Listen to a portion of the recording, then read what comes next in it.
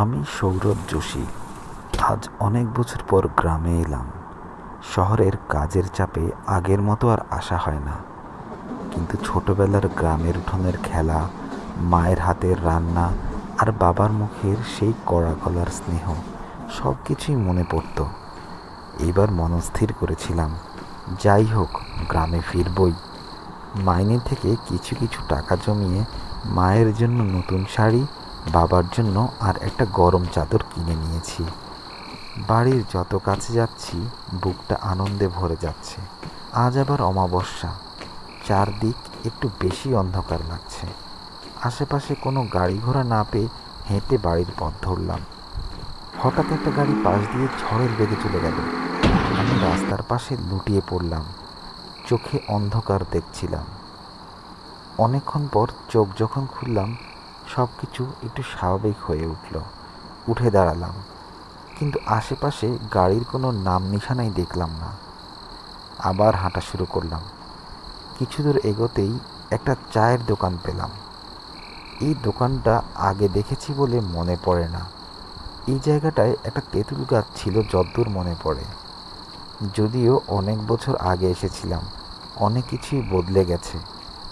গ্রামের চায়ের দোকান দেখে চা খাওয়ার ইচ্ছা হলো, তাই ঢুকে পড়লাম চায়ের দোকানে। দোকানদার ছাড়াও তখন দোকানে আরও দুজন বসেছিল। ও দাদা, চা হবে? হ্যাঁ হবে, আপনি বসুন। দোকানে যারা বসেছিল ওদের দিকে তাকিয়ে মনে হলো ওরা যেন নড়ছেই না। দুজনের দৃষ্টি কেমন যেন স্থির হয়ে আমাকে দেখছে। পাশে থাকা লোকটি বলে উঠল, আরে নরেন, আমাদের আড্ডায় তাহলে আজ থেকে আরেকজন যুক্ত হলো। আরে সুরেশ, তাই তো দেখছি। ভালোই হলো, নতুন কাহিনী শোনা যাবে। তা বাপু, কোথা থেকে এলে এত রাতে? শহর থেকে এলাম খানিকক্ষণ আগে। তা আপনাদের বাড়ি কোন দিকে? আমাদের আর বাড়ি, আমরা আজ এখানে কাল ওখানে। গ্রামে তো তেঁতুল গাছ বট গাছের কমতি নেই। যখন যেখানে সুযোগ পাই থেকে যাই। লোকটার কথার মাথা মুন্ডু কিছুই বুঝলাম না। ওদের চাহনি আর কথাবার্তা কেমন কেমন ঘোর লাগছিল। তা আপনারা কি প্রতিদিন এখানে আড্ডা দিতে আসেন? হ্যাঁ, প্রতিদিন সন্ধ্যার পরেই চলে আসি। সন্ধ্যার পর ছাড়া তো আর আড্ডা দেওয়া সম্ভব না। শুধু সন্ধ্যায় কেন? আপনাদের যে বয়স, আপনারা তো সারাদিনই আড্ডা দিতে পারেন।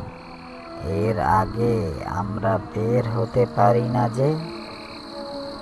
কেন কেন বের হতে পারেন না?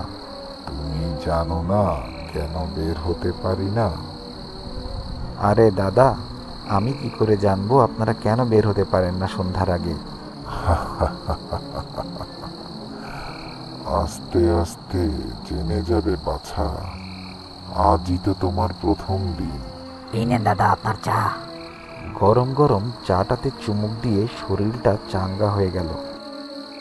তা বাপু, আজ রাতে কোথায় থাকবে? রাতটা আমার সাথেই থেকে যাও।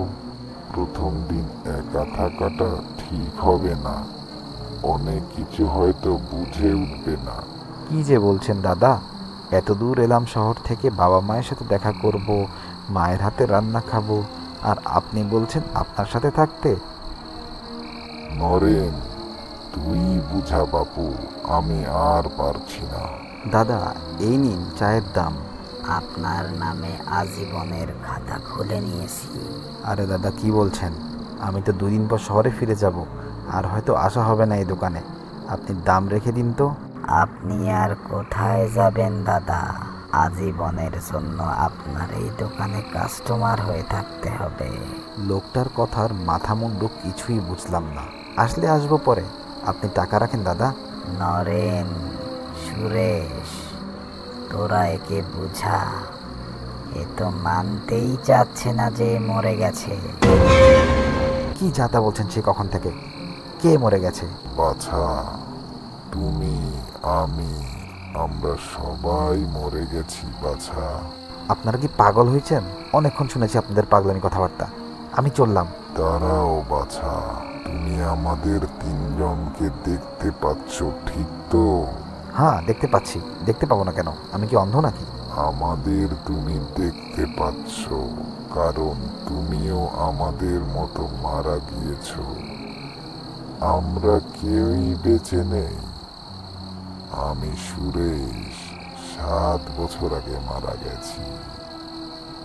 নরেন 2 বছর আগে মারা গিয়েছিল। আর এই দোকানদার জিতেন্দ্র, সে তো সেই 10 বছর আগে মারা গিয়েছে। আমার এখানে চা খেতে আসাটাই ভুল হয়েছে। যত সব পাগলের দল। আচ্ছা, আমাদের পাগল মনে হচ্ছে। তাহলে ওই দিকে তাকিয়ে দেখো তো বাছা। তাকিয়ে দেখলাম আমার মতোই পোশাক পরা কেউ রাস্তার ধারে পড়ে আছে। আমি ছুটে গেলাম সেখানে।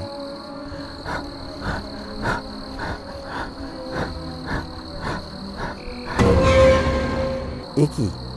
এই যে রাস্তার পাশে আমি পড়ে আছি, রক্তে আমার শরীর ভেসে গেছে। পাশে পড়ে আছে মায়ের জন্য কেনা শাড়ি আর বাবার জন্য কেনা চাদর। এসব কি হচ্ছে? আমি স্বপ্ন দেখছি না তো? এমন সময় নরেন, সুরেশ আর জিতেন্দ্র আমার পাশে এলো। বাছা, তোমার পাশ দিয়ে যখন ওই গাড়িটি চলে গিয়েছিল, সেটা আসলে চলে যায়নি। গাড়িটা তোমাকে চাপা দিয়েই চলে গিয়েছিল, আর তখন তুমি সেখানেই মারা গিয়েছিলে। আমরা জানি তুমি তোমার মা বাবার জন্য শাড়ি, চাদর নিয়ে এসেছো। তোমার মনের অনেক ইচ্ছা ছিল বাবা মায়ের সাথে দেখা করার জন্য।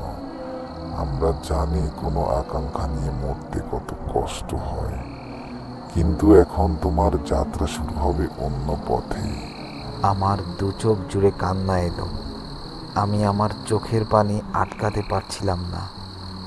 কিন্তু কি অদ্ভুত, আমার চোখের পানি আজ মাটিতে পড়ছিল না, হাওয়ায় মিলিয়ে যাচ্ছিল। তাকিয়ে দেখলাম আমার পাও আর মাটিতে পড়ছে না, আমি আকাশে ভাসছি। বাবা মা, তোমরা ভালো থেকো, আমার জন্য কেঁদো না যেন।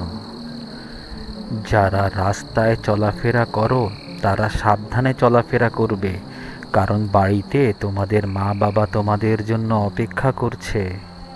যারা বাবা মাকে ভালোবাসো তারা লাইক আর সাবস্ক্রাইব করে দিও। পরবর্তী গল্পে আবারও দেখা হবে তোমাদের সাথে। সেই পর্যন্ত ভালো থেকো।